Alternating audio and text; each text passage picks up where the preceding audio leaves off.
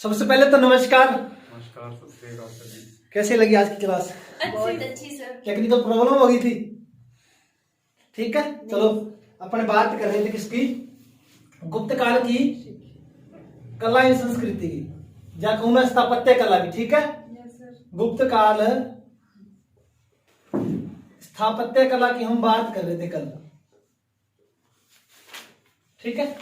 हमने कल बात किसकी चीज की? हमने नागर शैली की बात की, ठीक है। नागर शैली के बाद में हमने द्रविड़ शैली की बात की और हमने बात की वैश्य शैली की। यहां तक अपने क्या सारी चीजें कर चुके थे। और मैंने कल क्या है कि झांसी स्थित उत्तर प्रदेश देवगढ़ विष्णु मंदिर की भी मैंने चर्चा कर दी, जो बहुत इंपॉर्टेंट है, ठीक है। आज अपने आगे बात करेंगे। आज किसकी चीज की बात करेंगे? देखो, एक तो मैं अजंता की गुफाओं की बात करूंगा। किसकी? अजंता की गुफा, जो महाराष्ट्र के औरंगाबाद में है। कहां पर है? महाराष्ट्र के औरंगाबाद में है। अगर मैं उनकी बात करूं तो जो अजंता की गुफाएं हैं, सबसे पहले मैं समझा देता हूं। देखो, ये जो भारत है, भारत का जो महाराष्ट्र जो है ना, यहां महाराष्ट्र में औरंगाबाद के अंदर, कहां पर है? औरंगाबाद के अंदर एक अनिठा, कौन सा? अनिठा नामक, अनिठा या अनिठा नामक गांव है या नामक स्थान है। वहां पर क्या है कि जनता की गुफाएं हैं। और अगर मैं बात करूं तो एक शासक का नाम मिलता है, ठीक है। ये गुप्त काल की बात कर रहे हैं। गुप्त काल में जो वाकाटक होते हैं, कौन है? इन वाकाटक वंश का एक शासक होता है, जिसका क्या नाम मिलता है? पृथ्वीसेन। क्या नाम है? पृथ्वीसेन। देखो, ये जो पृथ्वीसेन जो है, ये क्या करता है कि अपने सामंत व्याघ्रसेन को कहकर, सामंत मैंने पहले बता दिया, गुप्त काल को पढ़ने से पहले मैंने बताया था कि कुषाण जो होते हैं उनके सामंत ही होते हैं। कौन? गुप्त। अच्छा, पृथ्वीसेन जो होता है उसका एक सामंत होता है, जिसका क्या नाम मिलता है? व्याघ्रसेन। इस व्याघ्रसेन को कहकर पृथ्वीसेन क्या करवाता है? महाराष्ट्र का औरंगाबाद के अनिठा नामक गांव के या अनिठा नामक स्थान पर इस गुफाओं का निर्माण करवाता है। किन गुफाओं का निर्माण करवाता है? अजंता की गुफाओं की। देखो, समझना इस चीज को। जो अजंता की जो गुफाएं हैं ना, अगर उनकी मैं बात करूं तो घोड़े की जो नाल होती है ना, क्या होती है? घोड़े की नाल होती है, हूबहू इस प्रकार से, ठीक है। घोड़े की जो नाल होती है, इस नाल के आकार की है ये क्या? अजंता की गुफाएं। और अजंता की अगर गुफाओं की अगर मैं बात करूं तो कुल 29 गुफाएं हैं। कुल कितनी है? 29 गुफाएं हैं। और ध्यान रखना इस चीज की कि 29 गुफाओं में से अगर मैं बात करूं तो जो 25 तो क्या है, इसमें से बौद्ध विहार हैं। क्या है? बौद्ध विहार, यानी कि बौद्ध धर्म के जो विहार हैं, जिनकी चर्चा मैं पहले भी कर चुका हूं, वो विहार हैं। और इसमें से क्या है? 4 चैत्य हैं गुफाएं। क्या है? 4 चैत्य गुफाएं हैं। अगर चैत्य की मैं बात करूं तो एक गर्भगृह है, जिसमें क्या है? मूर्ति रखी जाती है। क्या रखी जाती है? मूर्ति रखी जाती है। और विशेषकर इसमें जो मूर्तियां रखी गई हैं अजंता की गुफाओं में, महात्मा बुद्ध की मूर्तियां मिलती हैं। अब इसमें कुछ चीजें मैं ऐसे बताता हूं, एक बार मिटा दूं इसको, मैं मिटा दूं क्या? बात समझ में आ रही है ना? अच्छा, इधर देखो। और कल मैंने एक चीज और बताई थी, तो नहीं बताई तो सुन लो, कि जो मंदिर निर्माण के 3 केंद्र, सारनाथ, मथुरा और पाटलिपुत्र, जहां पर मंदिर क्या किए जाते थे? मंदिर क्या किए जाते थे? निर्माणित किए जाते थे। और अगर मैं बात करूं कि गुप्त काल में, तो गुप्त काल में क्या था कि ईंट व पत्थरों से, किस चीज से? ईंट व पत्थरों से मंदिरों का निर्माण किया जाता था, ठीक है। और निर्माण देखो, एक वर्गाकार चबूतरा बनाया जाता था। क्या बनाया जाता था? एक वर्गाकार चबूतरे का निर्माण किया जाता था। इस चबूतरे के ऊपर क्या है, कुछ इस तरह से गर्भगृह बनाकर अंदर, ठीक है, किसी भी देवता की प्रतिमा स्थापित कर उसको इस तरह से ऊपर शिखरा युक्त करके एक मंदिर बनाया जाता था। और मैंने कल बताया नागर शैली के बारे में उत्तर भारत में, ठीक है, इस तरह से मंदिरों का निर्माण किया जाता था। यह क्या कहलाता था आपका, चबूतरा, और वो भी कौन सा, वर्गाकार।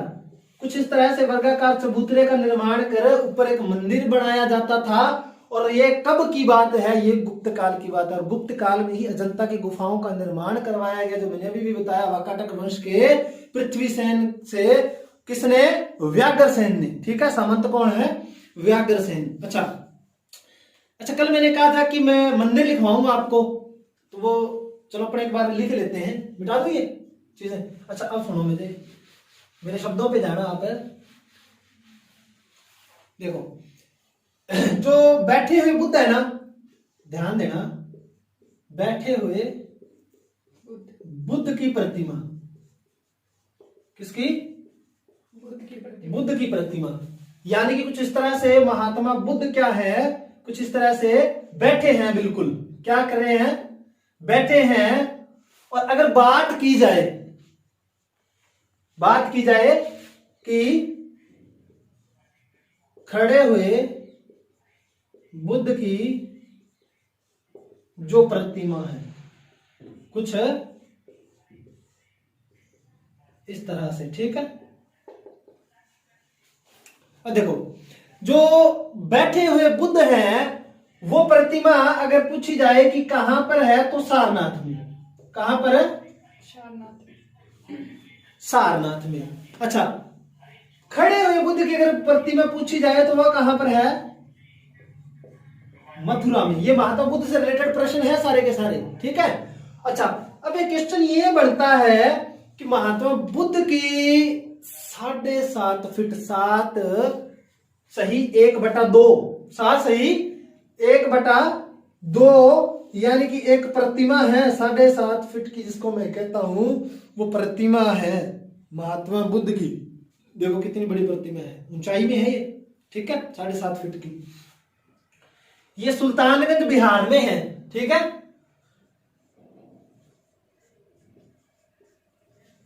प्रतिमा कहां पर है, सुल्तानगंज बिहार। देखो कितना अच्छा नमूना है ये, ठीक है। अच्छा, अब मेरी बात सुनो। अब मैंने एक चीज बताई थी आपको कि दक्षिण भारत में जो द्रविड़ शैली थी, बड़े बड़े द्वार होते थे। अब उन द्वारों पे रक्षा करने के लिए कोई द्वारपाल तो होगा ही ना, तो द्वारपाल तो नियुक्त करना ही पड़ेगा। बिठा दो। अच्छा सुनो, अब उन द्वारों पर कुछ द्वारपाल नियुक्त किए जाते थे, ठीक है। जो गुप्तकालीन जो मंदिर थे, मंदिर के जो द्वारपाल होते थे, ठीक है। वैसे तो इनके अगर नाम अगर पूछे जाते हैं, तो एक का तो नाम मिलता है मकरवाहिनी। क्या नाम मिलता है, मकरवाहिनी, ठीक है। जिसको गंगा के नाम से, जिसको किस नाम से, गंगा के नाम से, अपनी नदी है ना उस नाम से रिप्रेजेंट करते थे, कहने का मतलब गंगा के नाम से, ठीक है। और दूसरी को क्रुमवाहिनी, दूसरे द्वार को क्रुमवाहिनी, यानी किसके नाम से, यमुना के नाम से इसको क्या है, रिप्रेजेंट किया जाता था इन द्वारपालों को। और अगर मैं बात करूं कि जो गुप्तकालीन जो कुछ महत्वपूर्ण मंदिर कौन कौन से हैं, मंदिर कौन कौन से हैं, सुनो, ठीक है। एक मंदिर का जिक्र शायद मैंने किया होगा, भीतरगांव का मंदिर सुना होगा आपने, किसका, भीतरगांव का मंदिर सुना होगा आपने, बहुत इंपॉर्टेंट है। विष्णु का मंदिर है ये कानपुर उत्तर प्रदेश में। कहां पर है, भीतरगांव का मंदिर है कानपुर उत्तर प्रदेश, ठीक है। कानपुर उत्तर प्रदेश, भीतरगांव का मंदिर। और किसका है यह मंदिर, विष्णु जी का मंदिर है ये, विष्णु जी का मंदिर, ठीक है। और एक आपने मंदिर सुना होगा कि सिरपुर में एक लक्ष्मण मंदिर है, छत्तीसगढ़ में है सिरपुर, ठीक है। लक्ष्मण मंदिर सुना होगा आपने, लक्ष्मण मंदिर। ये विशेष है दोनों, ठीक है, ये दोनों विशेष है। कैसे विशेष है बताऊंगा। लक्ष्मण मंदिर सिरपुर छत्तीसगढ़, सिरपुर छत्तीसगढ़ में यह मंदिर स्थित है। अगर इन दोनों मंदिरों की बात की जाए, दोनों मंदिरों की बात की जाए तो ये दोनों मंदिर, देखो एक चीज इसमें भी नोट करने वाली है, ये दोनों मंदिर देखो ईंट से निर्मित है। अभी भी देखो इनकी वो शैली भावपूर्ण करती है कि वहां पर वैसे के वैसे दिखाई पड़ते हैं। ये ईंट से निर्मित है ये दोनों मंदिर। किससे निर्मित है? ईंट से। ईंट से निर्मित है, ठीक है। किससे निर्मित है? ये दोनों मंदिर ईंट से निर्मित है। फिर मंदिर की अगर मैं बात करूं, मिटा दूं एक बार में सारा, ठीक है। एक सेकंड। सर लिख लो लिख लो। मूर्ति बनाने वाला जो कलाकार होता है तो उसको सिलावट कहते हैं ना, कल भी बताया था मैंने, याद रखना। मिटा दो। मिटा दूं? अच्छा, अब देखो कुछ एक मंदिर और है नोट करने वाले हैं। कल एक मंदिर का मैंने जिक्र किया था, देवगढ़ स्थित झांसी उत्तर प्रदेश में, झांसी उत्तर प्रदेश राज्य में किसका मंदिर बताया था मैंने? किसका बताया था? दशावतार मंदिर, विष्णु जी का था ना। Yes sir. दशावतार मंदिर विष्णु जी का, ठीक है। अच्छा, एक मंदिर की अगर बात करूं, बुमरा का शिव मंदिर, बुमरा का जो शिव मंदिर है जो कहां पर है?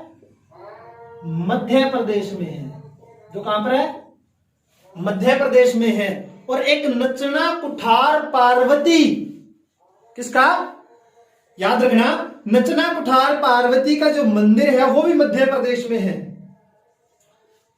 नचना कुठार का पार्वती जो मंदिर है, नचना कुठार का जो पार्वती मंदिर है, माता पार्वती जी का जो मंदिर है वो मध्य प्रदेश में है। कहां पर है? मध्य प्रदेश में। मध्य प्रदेश में है, ठीक है। ये याद रखने वाली चीजें हैं।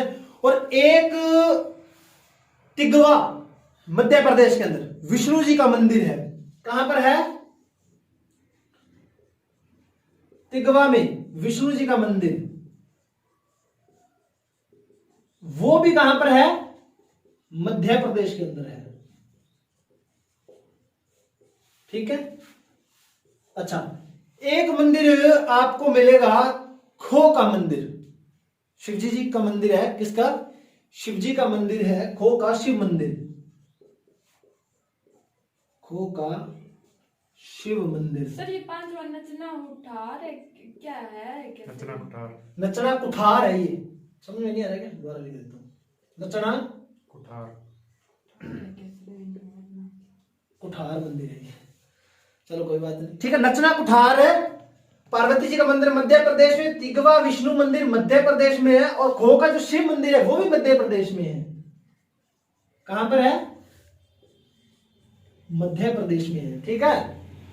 अच्छा, एक एरण कल भी मैंने बताया था मध्य प्रदेश में, ठीक है। विष्णु जी का मंदिर है एरण का, एरण विष्णु मंदिर मध्य प्रदेश में है। बहुत हो गए थे तो। एरण विष्णु मंदिर यह भी मध्य प्रदेश में है। सुनते सुनते एक आधा और सुन लो। एक उदयगिरी में, एक उदयगिरी विदिशा के अंदर है, ठीक है। मध्य प्रदेश की उदयगिरी विदिशा के अंदर एक शिवजी का मंदिर और है, वो भी आप लिख लो, ठीक है। विदिशा उदयगिरी, ऐसे पर्वत भी सुने होंगे आपने, है ना, ठीक है। अच्छा, किसका शिव जी का मंदिर है ये, शिव का मंदिर है ये, शिव मंदिर है, ये भी मध्य प्रदेश में है। मध्य प्रदेश बोले तो एमपी, ठीक है। ये भी मध्य प्रदेश में है। आप इसको नोट कर लो एक बार। कर लिया सर। कर लिया? Yes sir. अच्छा, साथ साथ में कर लिया, छाप लिया। अच्छा, अब सुनो, अब बात करते हैं अजंता की गुफाओं की। सुनना, तो जो अजंता की गुफाएं हैं ना, कुल 29 गुफाएं हैं, 25 उसमें बौद्ध विहार है और 4 चैत्य गुफाएं हैं। 4 चैत्य गुफाएं कौन कौन सी है? अगर मैं वैसे आपको बताऊं, गुफा नंबर 9, 10, 19, 26 लिखना मत, एक बार मैं लिखाऊंगा। गुफा नंबर 9, 10, 19, 26, ठीक है। ये क्या है? चैत्य गुफाएं हैं। और अगर अजंता की गुफाओं की मैं बात करूं तो गुफा नंबर 16 और जो 17 जो है ना, वो खास तौर से क्या है, बौद्ध धर्म से रिलेटेड है। किससे? बौद्ध धर्म से। बौद्ध धर्म से रिलेटेड है। और कहा जाता है वैसे तो गुप्तकालीन है ये दोनों क्या है? ये गुप्तकालीन है, दोनों की दोनों। 16 और 17 जो गुफा नंबर 16 और 17 जो है, क्या है? गुप्तकालीन है। और वैसे तो बहुत सारी इसमें से बौद्ध धर्म से रिलेटेड है लगभग तो। अच्छा, इसकी बात अगर की जाए कि गुफा नंबर जो अपनी जो 17 है, गुफा नंबर 17 जो है, इसको चित्रशाला कहा जाता है। क्या कहा जाता है इसको? चित्रशाला कहा जाता है। सबसे पहले तो क्या थे, गुफा नंबर जो 17 जो थी ना, ठीक है, उसमें क्या थे? गुफा नंबर 16 जो थी उसमें सबसे ज्यादा चित्र थे पहले तो। किसमें? सबसे पहले तो क्या थे? सबसे पहले तो इसमें सबसे ज्यादा चित्र थे। इसके बाद में कुछ चित्र इसमें दोबारा संचित किए गए, तो अब इसमें सबसे ज्यादा चित्र हो चुके हैं। कहां पर? अजंता की गुफाओं में गुफा नंबर 17 में सबसे ज्यादा चित्र हो चुके हैं, इसलिए इसको क्या नाम दे दिया गया? चित्रशाला का नाम दे दिया गया, ठीक है। अगर बात की जाए तो जो चैत्य गुफाएं जो है, इसमें से गुफा नंबर 9 और जो 10 हैं, गुफा नंबर 9 और जो 10 हैं, वो सबसे प्राचीन गुफाएं मानी जाती हैं, सबसे पुरानी है। गुफा नंबर 9 और 10 जो है, ये सबसे प्राचीन गुफाएं मानी जाती हैं, ठीक है। ये सबसे प्राचीन गुफाएं मानी जाती हैं। अगर इनकी बात की जाए तो 1819 के अंदर, 1819 ईस्वी में आपने नाम सुना होगा कनिंघम। क्या नाम मिलता है? कनिंघम। कनिंघम जी ने क्या किया? इनकी खोज की, किसकी? अजंता की गुफाओं की। बिल्कुल, पुरातात्विक विभाग की स्थापना की थी, मैंने पहले भी बता दिया आपको, ठीक है। अलेक्जेंडर कनिंघम ने क्या किया? अजंता की गुफाओं की खोज की। और अगर बात की जाए तो अजंता गुफाएं घोड़े के नाल के आकार की हैं, ये मैं पहले भी बता चुका हूं आपको, ठीक है। याद रखना, विशेष रूप से ये जो इतनी गुफाएं जो हैं, विशेष रूप से चैत्य गुफाएं हैं। सर, ये घोड़े की नाल क्या होती है? घोड़े की नाल नहीं देखी, धौन नहीं देखी आपने? गर्दन, बिल्कुल, ठीक है, बिल्कुल इस तरह से, ठीक है। कभी टाइम मिला चित्र दिखाऊंगा आपको मैं इस चीजों के, ठीक है। अच्छा, अब सुनो कि ये विशेष रूप से क्या है, ये चैत्य गुफाएं हैं। कौन कौन सी? 9, 10, 29, 19 और 26 चैत्य गुफाएं कौन सी होती हैं? जिसमें क्या होता है कि प्रतिमाएं स्थापित की जाती हैं गर्भगृह के अंदर। क्या? गर्भगृह आपने सुना होगा। गर्भगृह में क्या है? प्रतिमाएं स्थापित की जाती हैं। पूजा घर जिसको बोलते हैं हम, क्या? पूजा घर बोलते हैं जिसको हम